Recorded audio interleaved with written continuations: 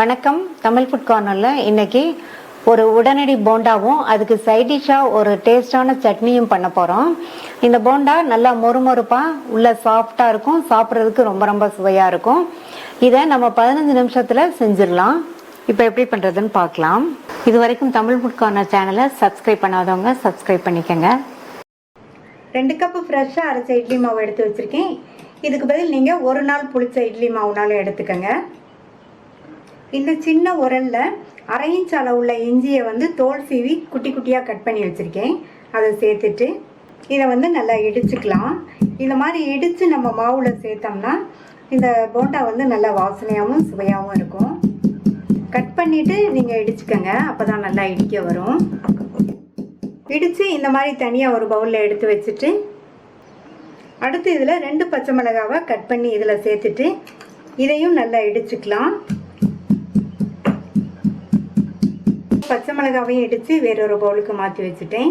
இந்த பச்சை மிளகாய் இஞ்சி ரெண்டையும் இந்த மாதிரி இடிச்சிட்டு சேர்த்துக்கங்க, அல்லது குட்டி குட்டியாக கட் பண்ணியும் சேர்த்துக்கலாம்.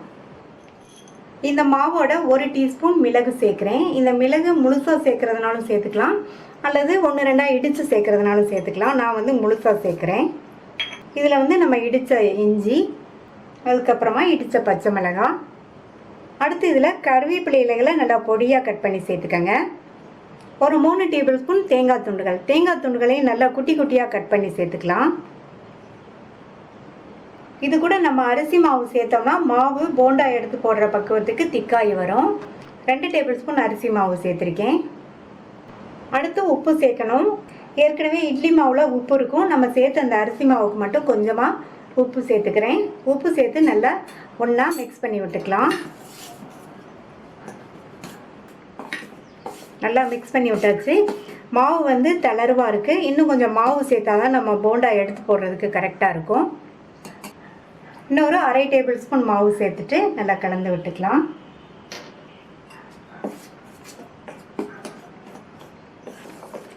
நல்லா கலந்து விட்டாச்சு. மாவு பார்த்திங்கன்னா இந்த திக்னஸ்க்கு இருக்கணும், போண்டா எடுத்து போடுறதுக்கு கரெக்டாக இருக்கும். இந்த திக்னஸ்க்கு வர்ற அளவுக்கு நீங்கள் அரிசி மாவு சேர்த்துக்கங்க. இதை மூடி வச்சுட்டு இந்த போண்டாக்கு சட்னி அரைச்சிடலாம். இந்த மிக்ஸி ஜாரில் 1/2 கப் தேங்காய் துண்டுகள், 2 பச்சை மிளகாய், 2 பூண்டு, 2 டேபிள் ஸ்பூன் பொட்டுக்கடலை, 1 கைப்பிடி அளவு ஃப்ரெஷ்ஷான கொத்தமல்லி இலைகள், சட்னிக்கு தேவையான அளவு உப்பு.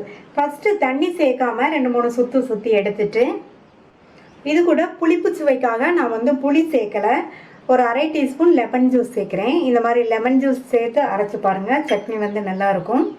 தேவையான அளவு தண்ணி சேர்த்து கொஞ்சம் கெட்டியாக இருக்கிற மாதிரி அரைச்சிட்டு வந்துடலாம். அரைச்ச சட்னியை இந்த பவுலுக்கு மாற்றிட்டு தாளிப்பு போட்டுடலாம். கொஞ்சமாக எண்ணெய் விட்டு கடுகு, உளுந்து, கருவேப்பிலை, கொஞ்சமாக காஞ்ச மிளகாய் போட்டு தாளிச்சிருக்கேன். தாளிப்பு சட்னியில் சேர்த்துடலாம். நம்மளுடைய போண்டாக்கு டேஸ்டான சட்னி ரெடி ஆயிடுச்சு. இப்போ போண்டாவை நம்ம போட்டுடலாம். இதில் 2 பிஞ்ச் மட்டும் சமையல் சோடா சேர்க்குறேன். ஃப்ரெஷ்ஷான மாவுங்கிறதுனால நம்ம சமையல் சோடா சேர்க்குறோம். நீங்கள் ஒரு நாள் புளிச்ச மாவுனா இந்த சமையல் சோடா சேர்க்க வேண்டியதில்லை. நல்லா மிக்ஸ் பண்ணி விட்டுறலாம். போண்டா போடுற டயத்தில் தான் நம்ம சமையல் சோடா சேர்த்து மிக்ஸ் பண்ணணும். கையை தண்ணியில் நனைச்சிட்டு ரெடி பண்ண மாவுலேருந்து எடுத்து இந்த அளவுக்கு போடணும். இந்த மாதிரி கடாயில் எண்ணெய் விட்டு சூடாயிடுச்சு. கையை தண்ணியில் நனைச்சிட்டு இது மாதிரி எடுத்து எண்ணெயில் சேர்த்துடலாம்.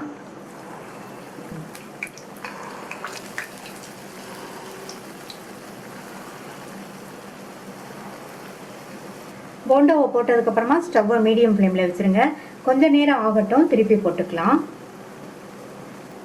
இப்போ 1 நிமிஷம் கட்டாச்சு. ஒவ்வொரு போண்டாவையும் திருப்பி போட்டுக்கலாம். இது மாதிரி திருப்பி போட்டு பொன்னிறமாக வந்ததுக்கப்புறமா எடுத்துடலாம்.